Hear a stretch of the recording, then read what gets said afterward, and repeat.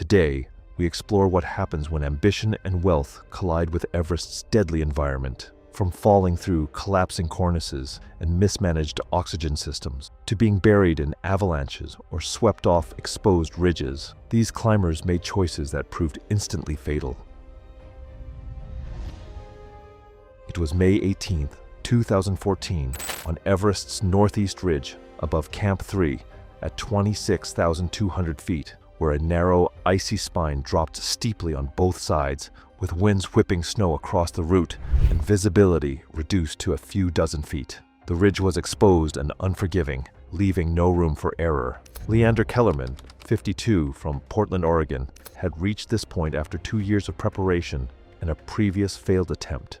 He had built and sold a cybersecurity company for $87 million and approached Everest with the same mindset he brought to business: redundant systems, extensive training, and personal control. He favored a minimalist strategy, using Sherpa support for route preparation, but carrying his own equipment and making his own decisions. His plan for this climb was aggressive: push high without stopping at Camp 4 to reduce time in the death zone. A Sherpa guide followed roughly 50 meters behind as Kellerman left Camp 3 in the pre-dawn darkness. Radio checks confirmed his oxygen was flowing at 2 liters per minute. Higher on the ridge, near 25,800 feet, Kellerman's pace slowed and his breathing became uneven. The regulator showed reduced flow at about 1.2 liters per minute. He reported lightheadedness, but continued upward, despite oxygen levels at that altitude being only about 1/3 of sea level. Weather updates from lower camps warned of a fast-moving storm approaching from the west. Winds above 26,000 feet were expected to exceed 60 miles per hour within hours. Norbu advised turning back. Kellerman declined, confident in his backup system and unwilling to lose another summit attempt. On an exposed section of the ridge with 1,000-foot drops on both sides, Kellerman's primary oxygen regulator failed completely. The flow stopped without warning. He attempted to switch to his backup regulator, a routine procedure practiced repeatedly at lower elevations. In the cold, with thick mitts and numb fingers, the task became difficult. He briefly removed an outer glove to improve dexterity. Within seconds, his skin began to freeze. The backup regulator cross-threaded during installation. Instead of sealing, it vented oxygen directly into the air. Over roughly 90 seconds, the bottle emptied, about 2,400 liters of compressed oxygen lost. Kellerman was now climbing without supplemental oxygen in the death zone. Hypoxia set in quickly. His vision narrowed, sounds became muffled, and his sense of position degraded. Radio transmissions captured confused, inaccurate location reports. At 5:28 a.m., instead of staying on the established line, he moved laterally along the ridge. The snow ahead appeared firm but was a cornice. Wind formed overhang, unsupported by rock. When Kellerman stepped onto it, the structure collapsed instantly. He fell approximately 40 feet, striking a rocky ledge system below. The impact caused compound fractures to his left leg, severe head trauma, and massive internal bleeding. He lost consciousness immediately. The Sherpa guide lost contact and began climbing as quickly as conditions allowed, carrying extra oxygen. He eventually reached Kellerman, who was wedged against rock on a narrow ledge, unconscious, with blue-tinged skin and shallow, irregular breathing. His core temperature was estimated below 85 degrees Fahrenheit. Supplemental oxygen and basic first aid were administered, but there was no way to treat the severe head injury or internal trauma at that altitude. Helicopter rescue was impossible above 23,000 feet. A ground evacuation would have required multiple climbers and prolonged exposure in worsening weather. The guide remained with him for several hours as winds increased and visibility deteriorated. Leander Kellerman died on May 18, 2014. The official cause of death was severe head trauma, with contributing hypothermia and hypoxic brain injury. His body was recovered 6 days later by a 14-person team working in short rotations. Inspection of his equipment later revealed a brittle O-ring failure in the primary regulator, a defect known to affect a limited production batch. A technical bulletin was issued quietly weeks later. The incident was recorded as one of 15 Everest deaths that season. Media coverage was minimal, noting only that a successful businessman had died in a climbing accident overseas. It was May 22, 2016, on Mount Everest's summit pyramid above the South Col at roughly 28,000 feet. The ridge was narrow and exposed, with steep drops on all sides and cornices that could collapse without warning.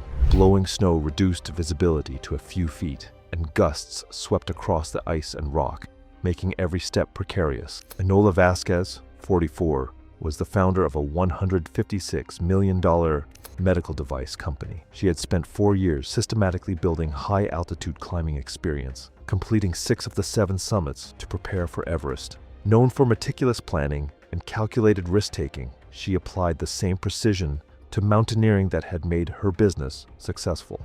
Unlike many wealthy climbers, she preferred a minimalist strategy, carrying her own equipment and relying on Sherpa support only for route preparation and emergency backup.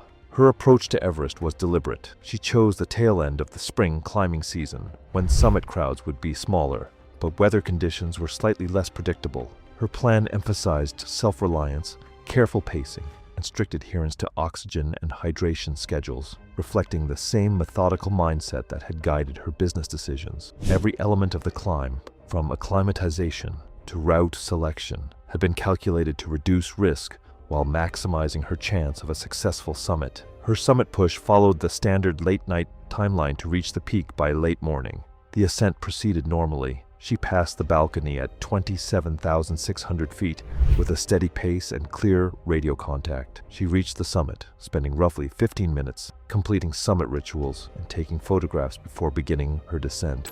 By the time she reached the south summit, visibility began to drop and winds increased noticeably. A sudden shift in the jet stream brought gusts exceeding 45 miles per hour down to her elevation. On the technical terrain near the Hillary Step, a 40-foot vertical rock face, conditions became exponentially more dangerous. Snow was blowing horizontally, reducing visibility to less than 10 feet and making navigation along fixed ropes nearly impossible. Vasquez faced a critical decision: descend through the storm with limited oxygen or attempt to shelter in place. She continued descending, but a sudden gust exceeding 80 miles per hour blew her off the established route and into a small alcove formed between rock formations. The alcove, roughly 8 by 12 feet, became a wind tunnel, offering little protection against horizontal snow and violent gusts. Radio transmissions over the next 30 minutes documented her attempts to establish an emergency bivouac, but high winds destroyed her shelter and damaged equipment. Her radio then went silent, though her GPS beacon continued transmitting her position, which remained unchanged for the following 6 hours. Without shelter, Vasquez's core temperature dropped rapidly.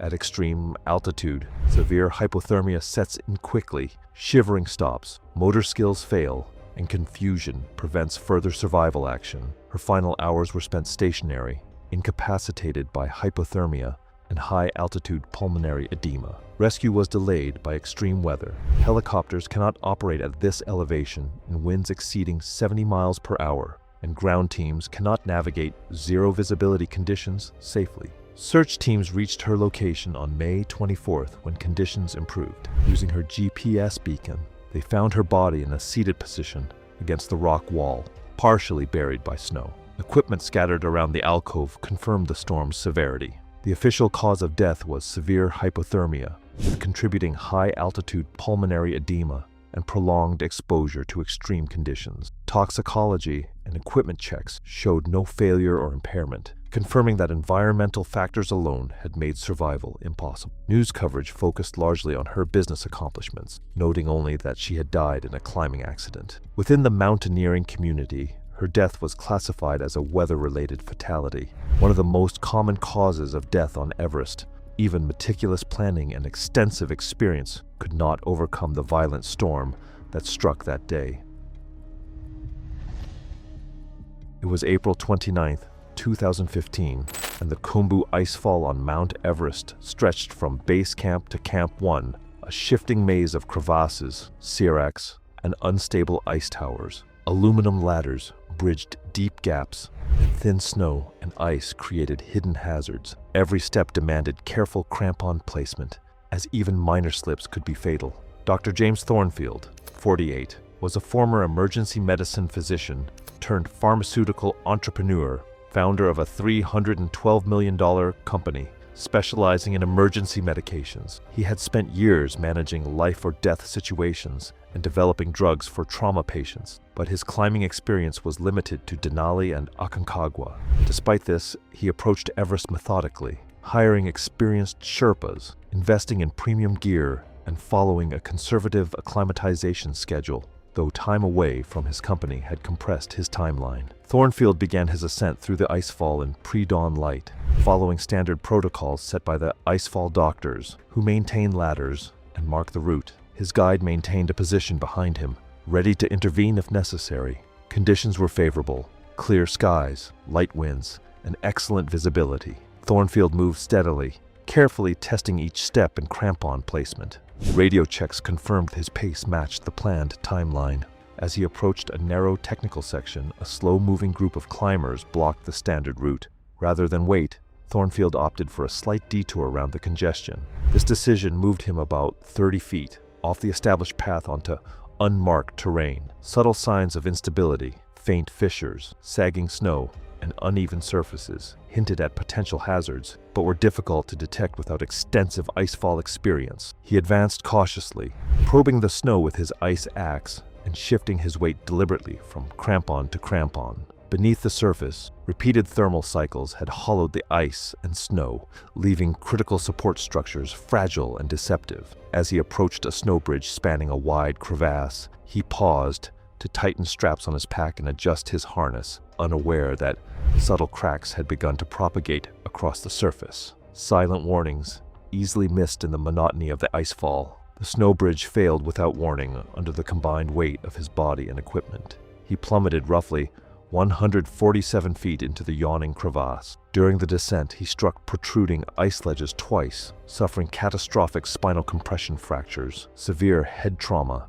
and extensive internal injuries. The impact created forces far beyond what the human body can withstand, instantly rendering him incapacitated and unable to attempt self-rescue. The crevasse's sheer walls rose more than 140 feet above him, forming a vertical ice chamber with no viable exit. His headlamp remained operational, casting light on the icy walls but offering no path to escape. Radio transmissions continued intermittently, but the signal was weak and distorted, reaching base camp only in broken fragments, making immediate rescue impossible. Snow and ice debris accumulated around him in the aftermath of the collapse, further isolating him and sealing the fatal outcome. Hypothermia set in immediately due to contact with ice surface. Spinal injuries and internal bleeding caused rapid physiological decline. Rescue was attempted as soon as radio contact failed, but the technical challenge of navigating unstable ice delayed access. A specialized team reached the site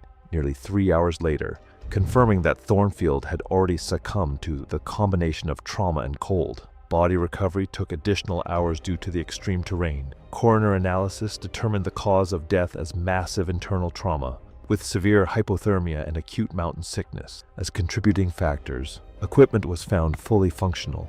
The accident resulted from terrain hazards and the fatal consequences of deviating from the marked route.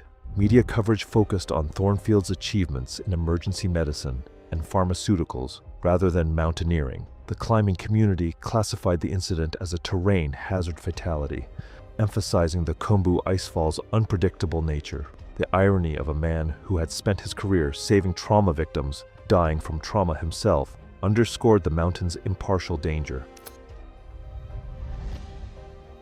It was May 11th, 2017, and Mount Everest's South Col route stretched above 26,000 feet. A narrow ridge of rock, ice, and snow, where exposure dropped thousands of feet on either side, and every step demanded extreme caution. Robert Ashworth, 39, a Denver real estate developer with a $240 million empire, had limited mountaineering experience. Only a guided Denali climb, but compressed 18 months of Everest preparation, focusing on fitness over technical skills and acclimatization. True to his business mindset, he hired one-to-one Sherpa support, but often ignored guide instructions. Early May attempts were aborted due to weather, increasing his determination.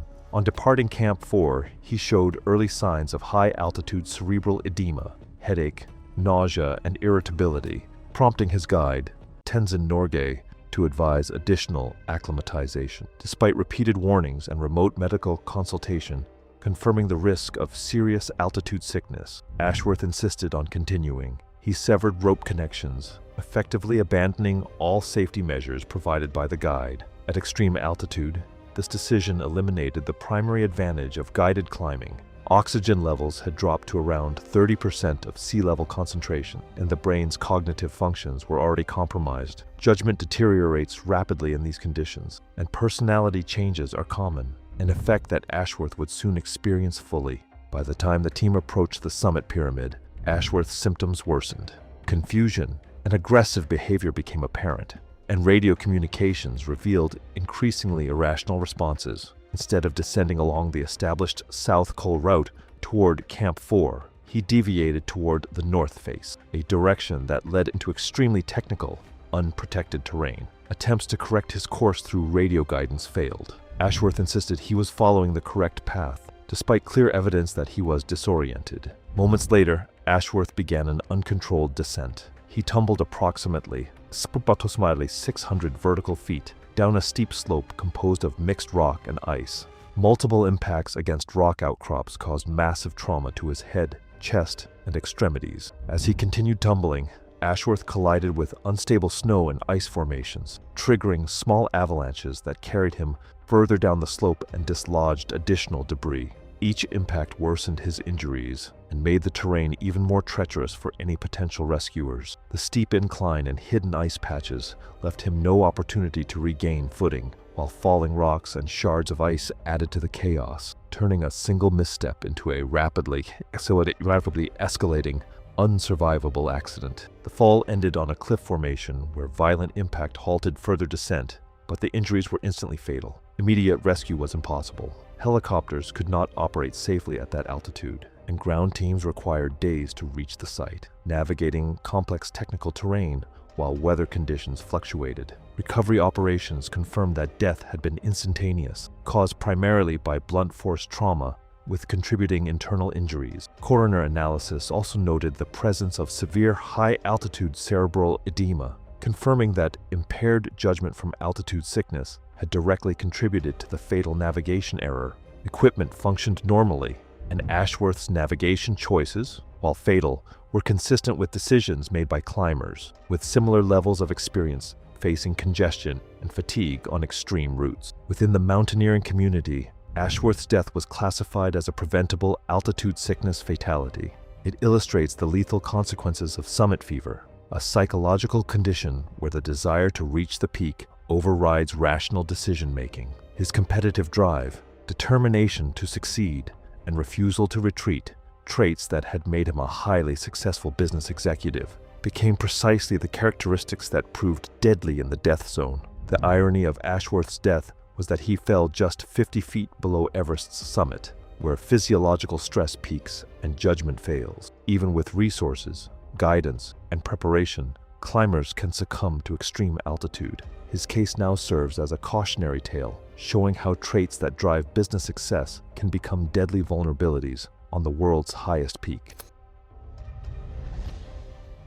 It was May 7th, 2013, and the western CWM on Mount Everest stretched beneath towering faces of Nuptse and Lhotse. The glacier valley looked peaceful under the morning sun, but avalanches and unstable snow lurked, leaving no room for error. Maxwell Grace, 35, was a quantitative hedge fund manager from Greenwich, Connecticut, who had built an $890 million fund by applying complex algorithms to market patterns, analyzing risk with mathematical precision, and optimizing returns through data-driven models. His success relied on his ability to process vast amounts of information and identify patterns invisible to most. Grace approached mountaineering the same way, studying weather trends, avalanche statistics, and historical accident data. Yet his climbing experience was limited.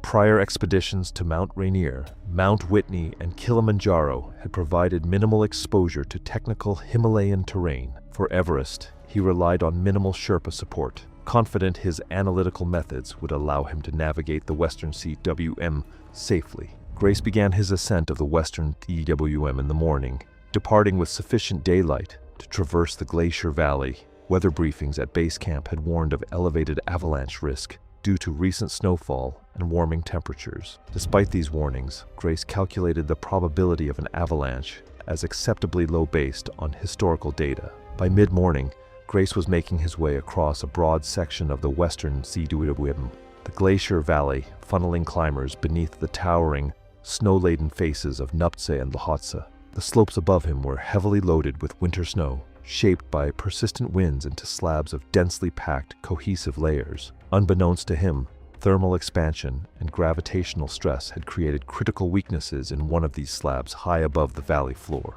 At 1,200 feet above his position, the snow fractured along a hidden tension line, the initial crack propagating almost instantly across the slope, releasing a massive sheet of snow and ice, poised to gather destructive momentum. Within moments, the slab accelerated down the steep incline, combining with loose ice and debris to form a chaotic avalanche. The mass gained velocity rapidly, reaching speeds exceeding 60 miles per hour as it funneled toward the valley floor. Rocks and ice embedded in the moving snow added both weight and unpredictable motion, creating a violent, tumbling mass that would be nearly impossible for anyone in its path to evade. Grace, directly beneath the release point, had only seconds to react as the avalanche transformed the serene glacier valley into a deadly torrent of snow, ice, and debris. Grace was caught directly in the path of the avalanche and instinctively tried to escape by running laterally across the slope.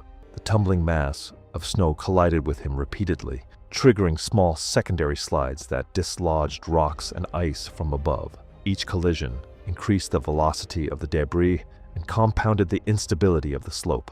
Despite his efforts, the chaotic flow of snow and ice left him no chance to regain footing, and the sheer force of the moving mass made any controlled movement impossible. Within seconds, Grace was swept under a dense accumulation of snow, estimated at 8 to 10 feet deep, with large rocks and ice embedded throughout. The pressure of the debris pinned him in place, crushing his body and immediately immobilizing any attempt at self-rescue. The relentless weight and tumbling motion of the avalanche ensured that even a brief struggle would be futile, turning a single misstep into a fatal event within moments. Sherpa guides immediately activated emergency protocols, transmitting distress signals to base camp and nearby teams. Despite rapid deployment, reaching Grace's location was dangerous due to unstable terrain and ongoing avalanche risk. Rescuers arrived approximately 40 minutes later, locating him under deep, consolidated snow. Medical assessment confirmed death had occurred within minutes of burial, primarily from asphyxiation, with blunt force trauma from debris contributing. Electronic beacon data indicated Grace had been immobilized immediately, consistent with the devastating forces involved. Post-incident analysis concluded that Grace's reliance on statistical models over real-time judgment proved fatal. Financial algorithms could not account for the chaotic, unpredictable avalanche hazards of the western CUBM, despite access to warnings and environmental data, his confidence in historical probabilities led him to discount expert advice. News emphasized his financial achievements, while the mountaineering community recognized his death as a cautionary tale. Analytical brilliance, when misapplied to dynamic natural hazards, can become deadly.